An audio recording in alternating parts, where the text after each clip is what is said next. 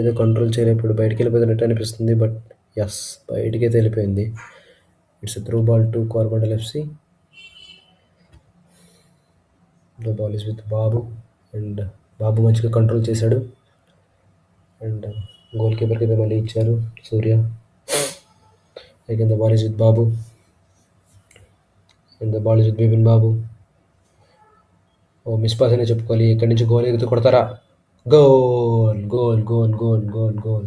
మొత్తానికి ఒక గోల్ అయితే స్కోర్ చేశారు ఇక్కడ తుంగభద్ర ఎఫ్‌సి. మనం చూసుకున్నట్టయితే అక్కడ చిన్న మిస్ పాస్ అయితే జరిగింది ఫ్రమ్ కోరమండల్ ఎఫ్‌సి దగ్గర నుంచి.